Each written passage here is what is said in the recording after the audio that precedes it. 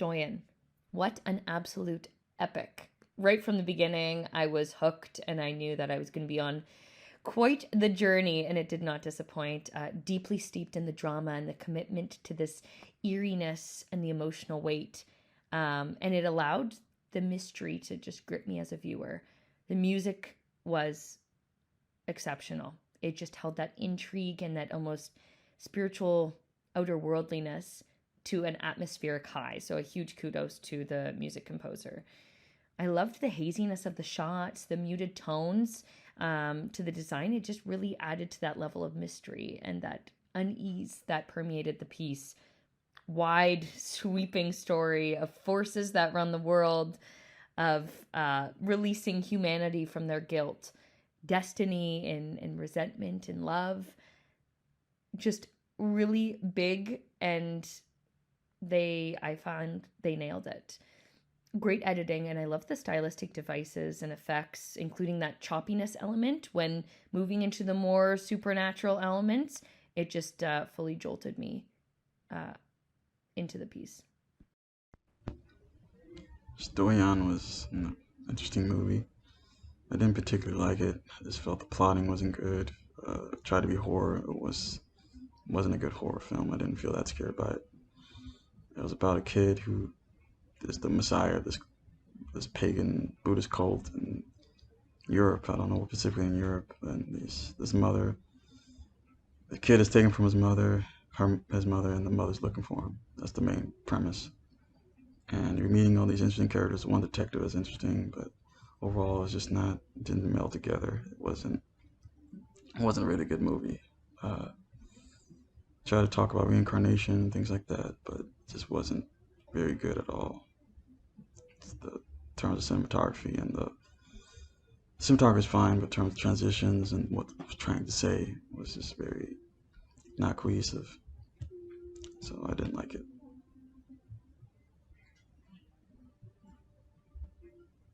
Stoyan. I thought this was really interesting. I thought it was really intense. There's a lot going on with it, but I kind of liked that.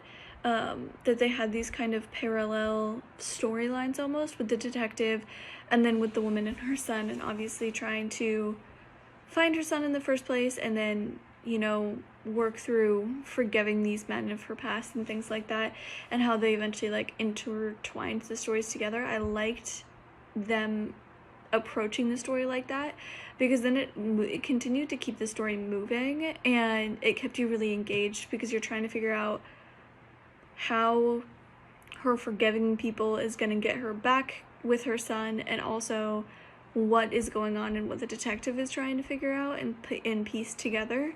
And then the other thing that really struck me about this that I really liked was their use of color and how they used color, particularly with the kind of supernatural elements that they were introducing. And it really enhanced those moments, and it enhanced the kind of intensity of it and the creepy factor as well. So that they used that really well, and it worked really well. This was a fantastic film and an absolute expert display of quality filmmaking. The direction was phenomenal. The cinematography in every scene was just art. It was really thoughtfully done, and every scene had purpose. It all lent itself to the story. There was no filler in this film. And everything really lent itself to the tone of the film. That we have this really dark atmosphere, and everything from the dialogue to the score, which was fantastic, lent itself to that effect. The color also just really, really masterfully done, and also lending itself to that tone. Um, and the lighting, getting away with colored lighting where they could, where it felt natural and it belonged, was just expertly done. And finally, the writing and the dialogue, for the most part. And I understand that there's translation. I'm watching in English. Just really spot on, all felt authentic, just believable, and which is really quite an achievement in a sci-fi. And I would say this film. I mean, yeah, you would shoehorn it into sci-fi, but it's almost in a genre of itself. It's um, really just a clinic on great filmmaking. Honestly, everyone involved should be really proud of this one. So my hats off to you all. Stoyan was such a dark and twisted movie. Uh, its ending reminded me of how Hereditary ended, actually, uh, with the cult around just continuously chanting, even though in Hereditary wasn't chanting, but it basically felt like the cult won.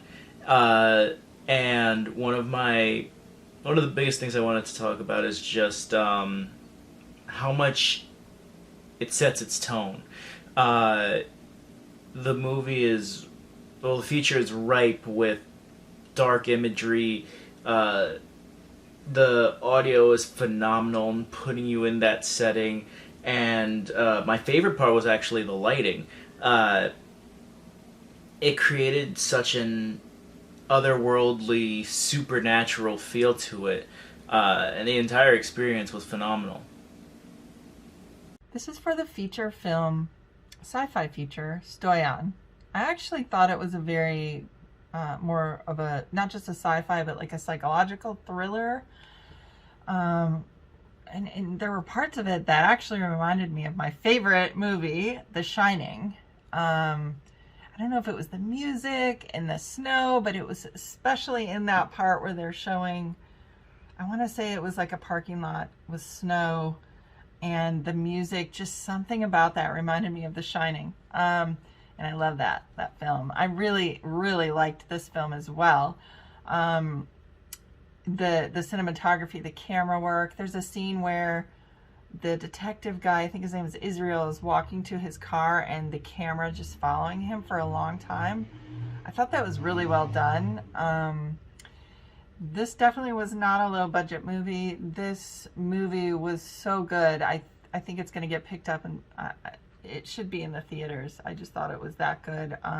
The tone of it was overall pretty dark, but there were some moments out in the snow, out in the fields, in the forest, that were kind of bright. And I actually really liked that, because honestly, I don't like a movie that just is dark the whole time. And I mean, not just tone, but literally dark cinematography, lighting.